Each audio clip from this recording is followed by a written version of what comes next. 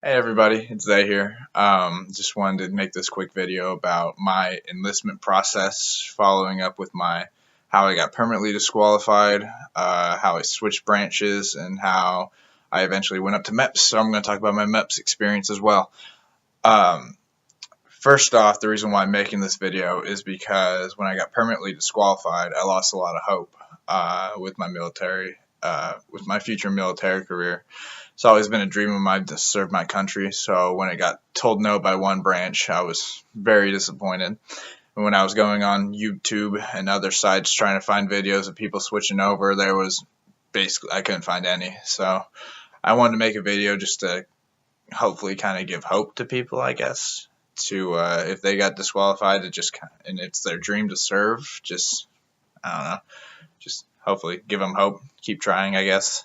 Anyways, so to begin my process, I was in the process of enlisting with the United States Air Force, and it was in that process for about 4 months. I went in with my recruiter, and when I would get I had medical records I had to give her because I have scars from surgery, so obviously they were going to see that at MEPS. So I got her my medical records.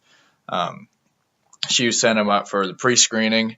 They would see something like little and be like, hey, we want to see records about that. So I would get records for those, send them back up. They'd be like, hey, I want records for that. Excuse me. So that, all in all, it took about 4 months. And at the end of that 4 months, the word was permanently disqualified, which was very heartbreaking for myself. So with military career out of the picture, I was just trying to get on with my life. I was making plans to go get my degree, transferring colleges. I'm at a community college at the moment. So transferring to a 4-year to get my bachelor's, but which I will do eventually in the Army, which leads to my next story of how I switched. Had a buddy who was trying to go Air Force as well. I got told no because of a weight problem. Went to the Army, got a waiver for it, and now he's living happily ever after in the Army. He loves it. So he kind of told me his story. That kind of gave me a little bit of hope. I know a weight problem and a knee problem is two completely different things, but I decided why not? I mean, it wouldn't hurt to go talk to a recruiter. So I went to the nearest Army recruiting station. Started talking to him. He was very honest with me. I told him everything. He was like, dude, I'm going to do my best to get you in. We're going to see what happens. He looked at all my medical history. Told me, he's like, dude, it's even a 50-50 chance of you even, a 50-50 chance of you even get a physical, which I appreciated his honesty. That's all he could do. So we had to, because my MEPS were in two different locations. My Air Force MEPS for my pre-screening was in Kansas City, so they sent all my stuff up to Kansas City. And the Army in my location does MEPS down in Oklahoma City. So they had to do a spiff poll, I think it's what it's called. It's when they just get all the information from one station to the other. And that took about 30 days, which was terrible waiting. But I've been waiting for 4 months by that time, 5 months after it got pulled. So I was used to waiting. Then they finally sent my stuff up in a week, all my medical records to Oklahoma City. It took a week to get the results, and it was good results. They instead of just disqualifying me like the Air Force did, the Army sent up a request for a waiver and request for a physical. So I guess it was baby steps. Then that took about 3 weeks. Then I got the good news. Hey, you're going to go up for your physical. Let's do this. So that was very exciting. I was extremely excited. By that time, honestly, I had military all out of my mind. I was enrolled at a 4-year. I had a security deposit on an apartment. I was ready to continue my life. And then Army called. Now I'm ready to go in the Army. But it was very exciting for me, waiting 6 months just to hear the call that you're going to go to MEPS. And now it was the first time that the deck wasn't stacked against me when it comes to enlisting. Now I just need to go show the chief medical officer that was fully capable of serving. So my MEPS experience starts out with I got shuttled down to Oklahoma City. The first day I had to take a personality test, which was kind of strange. I think it was called the TAPAS test, where it basically gives you like 2 sentences, and you have to pick which one describes you better. And it won't be like something obviously good, and it will be something obviously good and obviously something like bad. It won't be that. It'll be 2 things that are really good or 2 things that are really bad. For example, it would be like, my friends say that I get irritated easily, or I have 0 work ethic. You have to pick like which one describes you better, which is a little bit ridiculous, but it's whatever. After that, they shipped me and the other recruits to this hotel, which was really nice. We got to eat in the food. Food at the hotel was actually really good.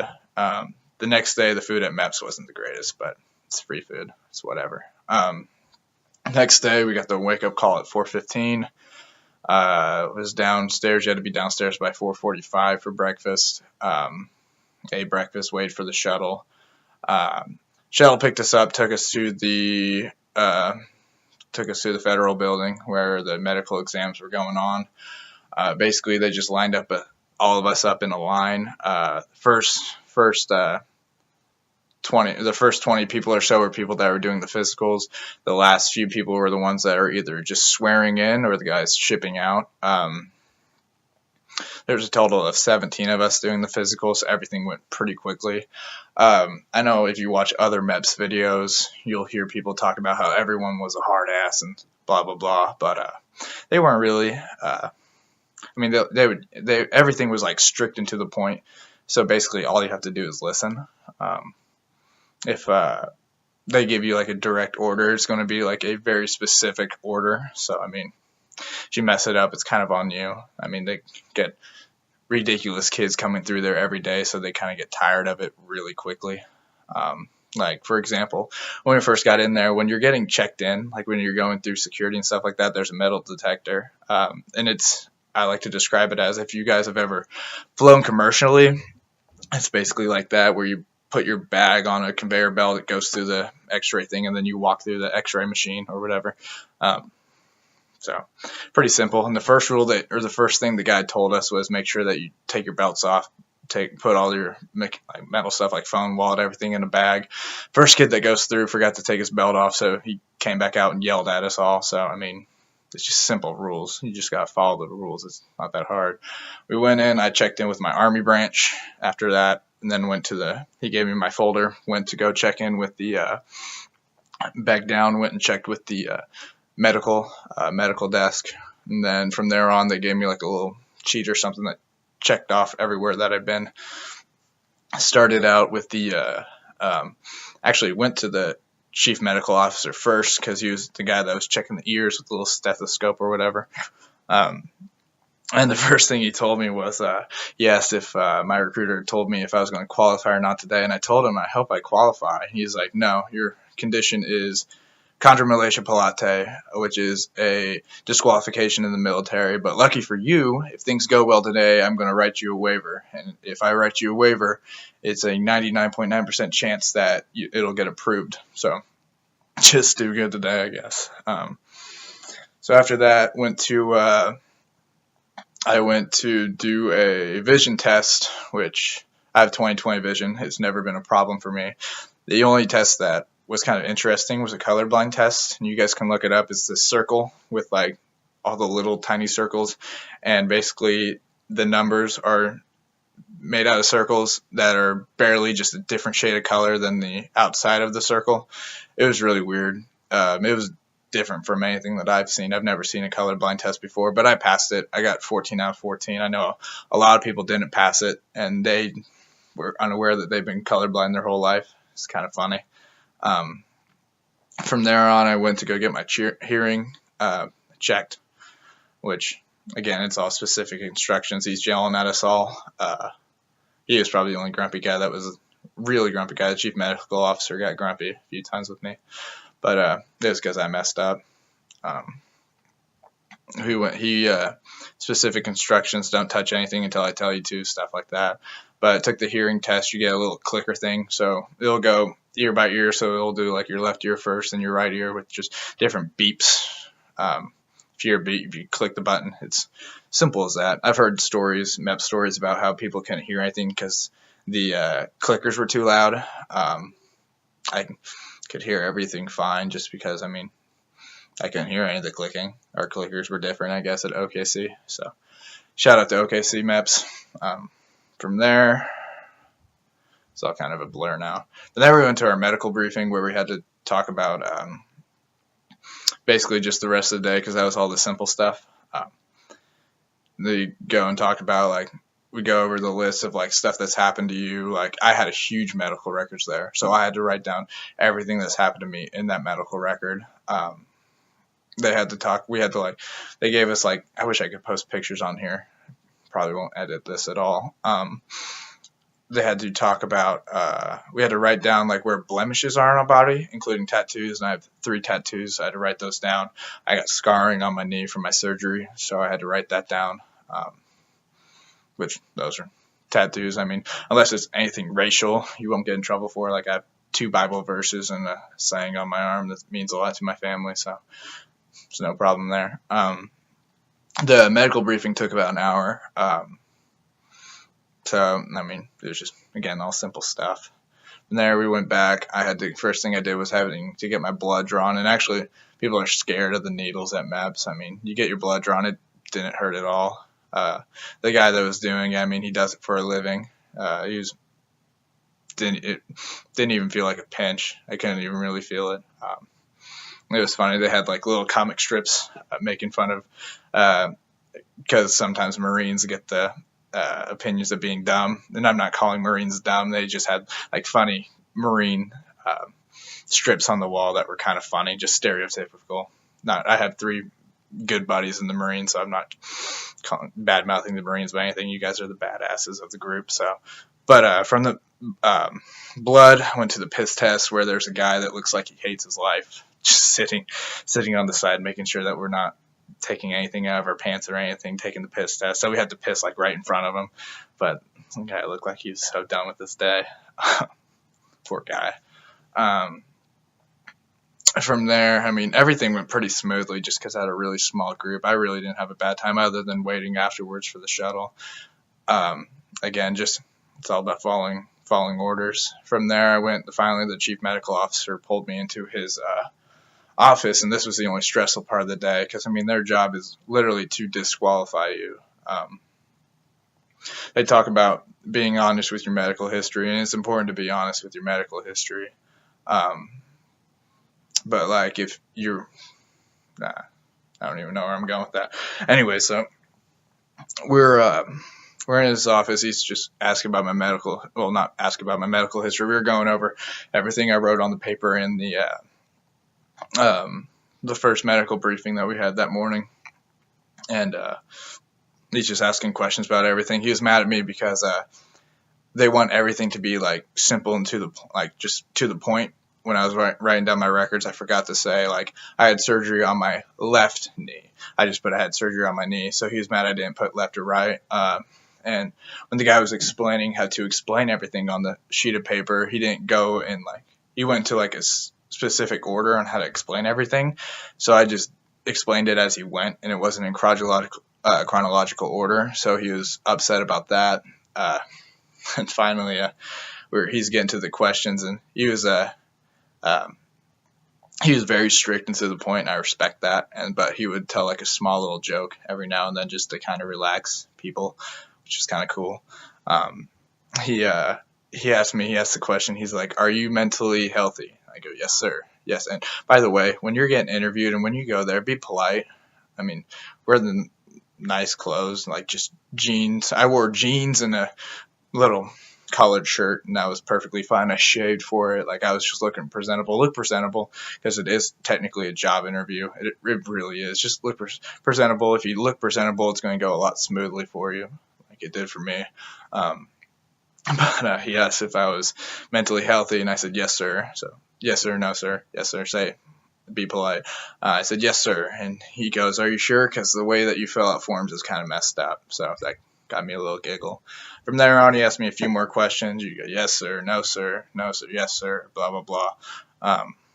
From there, we went to the physical aspect, and again, like straight to the point rules. He was like, from here you will take off your shoes, you will tuck your socks neatly in your shoes, lay them to the left of the bench.